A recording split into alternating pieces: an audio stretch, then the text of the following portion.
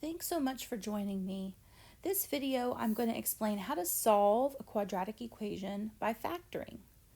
So first, let me just say that this method is great for the problems that are factorable. But if you've had some experience with factoring, you know that not everything is factorable. So there will be other processes to solve quadratic equations when it's not factorable.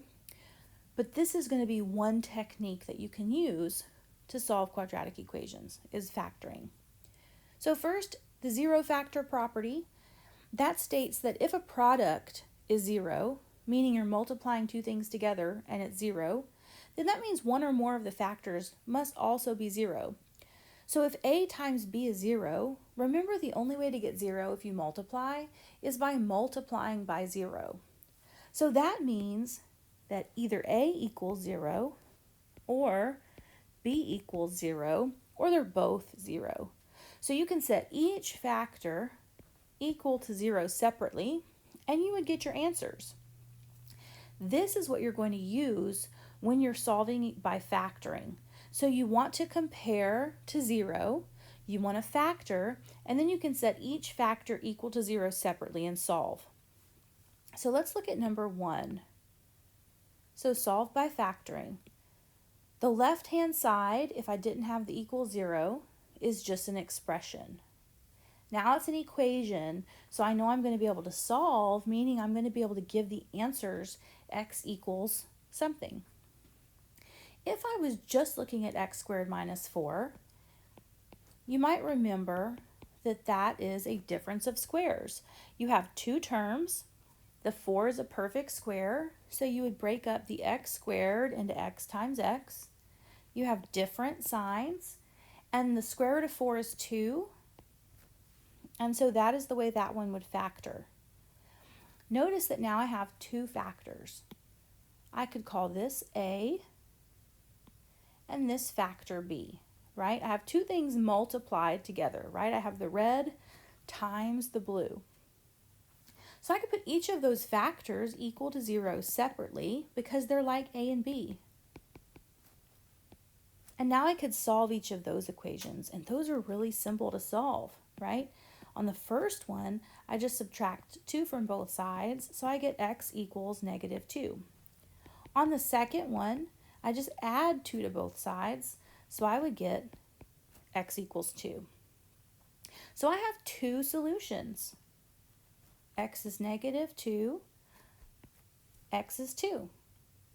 Notice that my exponent is 2. That's an indication that you probably will have two answers.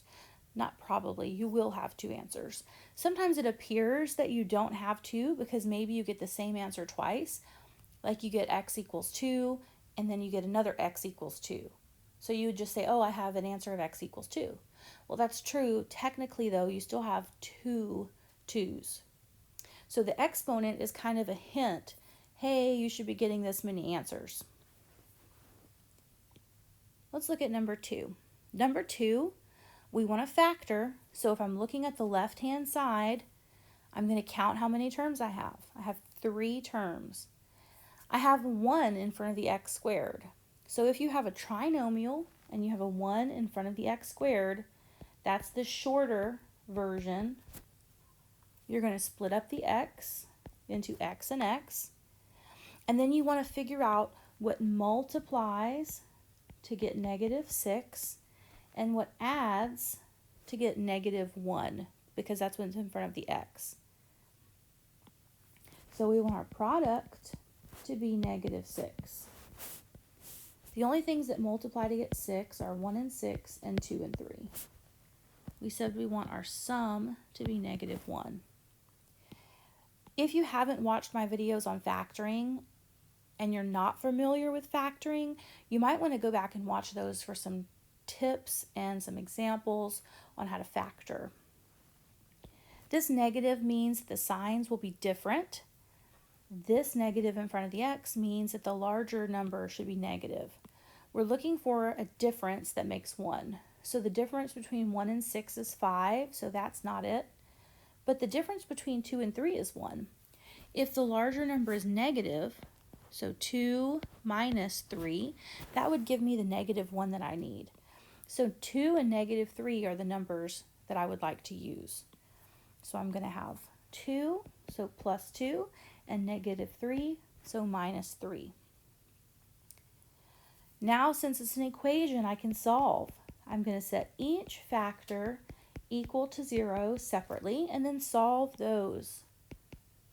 So minus 2 from both sides, I get x equals negative 2. And then on the second one, I'm going to add 3 to both sides. Because remember, I'm trying to get the x by itself. So x equals 3. So I got my two answers, negative 2 and 3. Number 3, same direction, solve by factoring. Remember, when you factor, you should always look for the greatest common factor first. So if you look at number 3, you only have two terms, but they both have an x. So we could divide x out of both of those. If I divide an x out, I will have x plus 3 left equals 0. And now that's fully factored. So x is one factor. So x equals 0 is one of the solutions. And then x plus 3 is the other factor. To get the x by itself, I subtract 3 from both sides. So I get x equals negative 3. So my two solutions here are 0 and negative 3. Now, a word of caution. Sometimes people forget that it needs to be set equal to 0 for this to work. So that's the first thing that you should look for. Another thing is, once we introduce equations and not just expressions, students always want to solve. They want to tell you what x is. But remember, if you don't have an equation, all you're going to do is factor. So in other words, this number 3, if I only had that and I had no equal sign, the directions are not going to say solve. It's probably going to say something like factor or factor completely. And in that case, you cannot just put it at equals 0 and solve it. You have to only factor. So you would take out the common factor of x, and you would get x plus 3, and then that would be your answer to that. So make sure you realize the difference here, right? If the directions say factor, if you don't have an equal sign, those are indicating that you should stop here at the factors. If you have an equal sign and the directions say solve, that's an indication that you should be getting x equals something. You should be telling me what x is. So just make a note of that. Okay, number 4, notice that we don't have a 0 on one of the sides. So that's the first thing we should do. I like my x squared term to be positive because that's the easiest when I'm factoring. So since 8x squared is positive, I'm going to leave it where it is, and I'm going to move the 3 to that side. So I'm going to subtract 3 from both sides. So I'm going to have 8x squared minus 2x minus 3, and I've got a 0 on this side. I like seeing the 0 on the other side, so I'm simply going to move the equal 0 to the other side. Okay, next I'm going to look for greatest common factor. There's no greatest common factor. So next I'm going to see how many terms I have. I have 3 terms. So because I have 3 terms and there's a number in front of the x squared, I've got to do the longer AC method. So I need my product to be 8 times negative 3 is negative 24. And my sum to be the middle number, which is negative 2. So what is going to work? We've got a 1 and 24, 2, 12, 3, 8, 4, 6, and that's all our choices. If we look at our signs for help, we see that the sign in front of the 3 is negative, so that means our signs are going to be different. And since the number in front of the 2 is negative, that means that the bigger number needs to be negative. So if I go through my chart, and put the negative on the larger of the 2, 24, 12, 8, and 6 will be the ones that get the negative. 1 plus a negative 24 is not negative 2. 2 and negative 12 does not work. 3 and negative 8 does not work. 4 and negative 6 will work, right? 4 minus 6 is negative 2. So those are the two numbers that will work. Bring down the 8x squared, split apart the middle into the two numbers you just found, so 4x and a negative 6x, and then bring down the negative 3 equals 0. Now, since you have 4 terms, you're going to do factor by grouping. So the first two, it looks like you could divide out a 4x. If I divide out that 4x, I will have 2x plus 1 left. Since the sign in the middle is negative, I'm going to divide out a negative. And then it looks like 3 is in common, so I'm going to pull out a negative 3. And that will leave me 2x plus 1. And that's good because it matches what I had in the other parentheses. So those should match. So 2x plus 1 is one factor, and then the blue, the stuff in front, makes up the other factor. So now that's factored. Since I'm solving, I'm not done. I've got to keep going. So 2x plus 1 equals 0. So to solve that, subtract 1 from both sides. I'm out of space. I'm going to go up here. So that gives me 2x equals negative 1. Divide by 2. So x equals negative 1/2. So there's one solution. And now I'm going to do the other one. So 4x minus 3 equals 0. So plus 3. Remember, I'm trying to get the x by itself. So I get 4x equals 3. Divide by 4. So x equals 3/4. That's my second solution.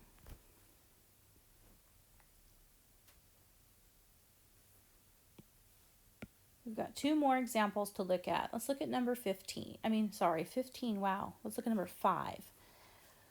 So first thing, our equation is not set equal to 0. Since the 16x squared is positive where it is, I'm going to leave it alone, and I'm going to move the 40x over by subtracting. To put it in descending order, the 16x squared will go first, then the negative 40x, and then the positive 25, and that will be set equal to 0. Now I want to see if I have a greatest common factor. It does not look like I do. So my next step is to try to factor. I've got 3 terms. There's a number in front of the x squared other than 1, so I've got to do the factor by grouping. So I want my product to be 16 times 25. Let's see what that is. I think it's 400. Yep, 400. And the sum needs to be the middle number, which is negative 40. Okay, so we're going to have quite a list.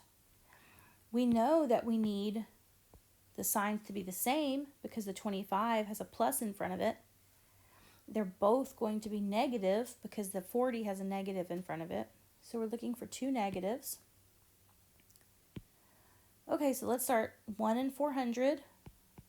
That's not going to work. 2 and 200. It's not divisible by 3. 4 and 100. 400 divided by 5 is 80. 400 divided by 6, it's not. 400 divided by 7, it's not. 400 divided by 8 is 50. We're getting closer. 400 divided by 9, not. 400 divided by 10, that's 40. Divided by 11, it's not. Is it divisible by 12? No. Is it divisible by 13? No. 14? No. 15? So this is how you find your list. Divided by 16, 16 and 25. 17, nope. 18, nope. 400 divided by 19, 400 divided by 20, 20. Okay, so if you don't know, if you have a large number, you literally just go through and keep dividing your number, 400, by 1, 2, 3, 4, 5, 6, and you keep going until your numbers, like here, 20 and 20, that means I'm done, right? You keep going until your numbers are going to overlap or they're the same. That's when you know you're done with your list. We said that they both needed to be negative. Okay. And since the signs are the same, I'm looking for what adds to get 40. And I can see at the very bottom, the last thing I found was negative 20 and negative 20. And that's going to give me a negative 40. So that's the pair that's going to work. I guess I need to erase that part because I'm not going to have room. But that's the pair that's going to work. So I'll just circle it over here. So bring down the 16x squared, split the negative 40 into negative 20x and negative 20x, bring down the plus 25, set it equal to 0. We now have 4 terms, so we're going to do factor by grouping. So the first pair looks like it has a 4x in common. So if I divide out a 4x, I will get 4x minus 5 left. The second pair looks like it has a 5 in common. Since the middle sign is negative, I need to divide by a negative 5. And if I do, I will get 4x minus 5, which is good because it should match what was in the other parentheses. So now I have 4x minus 5 in blue. And in red, notice it's another 4x minus 5. So those factors match. So if I set each factor equal to 0 and solve, they're going to give me the same answer. So in both instances, I would add 5 to both sides, divide by 4, and get x equals 5/4. Same work for the other one. So I'm only going to get one unique solution, but notice that it happens twice. That will become important when you start trying to graph these polynomials. So it happens twice, so technically you could think of it as 2 answers, but it's the same number, so you can just write it once. All right, our last example, number 6. So in this one, the first thing we notice is that the left side is already factored, which looks promising until we see that it's not set equal to 0. So that's actually like, I don't know, maybe not worst case scenario, but it's not a good scenario. What that means is I'm going to have to FOIL or multiply out the left-hand side so that I can move everything to one side, get it set equal to 0, refactor, and solve. So a lot more work. So x times x is x squared. X times negative 3 is negative 3x. Negative 5 times x, negative 5x. And negative 5 times negative 3 is plus 15. And then that's set equal to negative 7x plus 17. To get it set equal to 0, since my x squared on the left is positive, I want everything to stay on the left-hand side. On the right-hand side, I can combine my like terms, so I should do that first. So x squared, negative 3x, and negative 5x will give me negative 8x plus 15 is equal to negative 7x plus 17. Now I'm going to bring everything over to the to the left. So I'm going to add 7x to both sides. So that zeroes that out. And I'm also going to subtract 17 from both sides so that the right-hand side completely zeroes out. Combining the like terms on the left, I get x squared minus x minus 2 is equal to 0. Now you can see I have 3 terms on the left. There's a 1 in front of the x squared, so that's good news. That's the shorter factoring trinomials problem. X squared breaks down into x and x. Since the sign in front of the 2 is a negative, That tells us that our signs are going to be different. We need to know what multiplies to get that -2. And what adds to get the middle number, which is a -1. Well, there's only one option. That's 1 times 2. And we know the negative needs to be with a 2 because 1 minus 2 is -1. So we'll have a +1, -2. Now we finally have it factored. It's set equal to 0. So we set each factor equal to 0 and solve. So we get x equals -1 and x equals 2. Notice that when you're solving these, your answer is always the opposite sign of the factor. So if you have an x plus 1, your answer is going to be x equals -1. If you have an x minus 2, your answer is going to be 2. So you can kind of skip the steps right here. And just skip to x equals -1 because eventually that's going to become kind of obvious. It's just the opposite sign.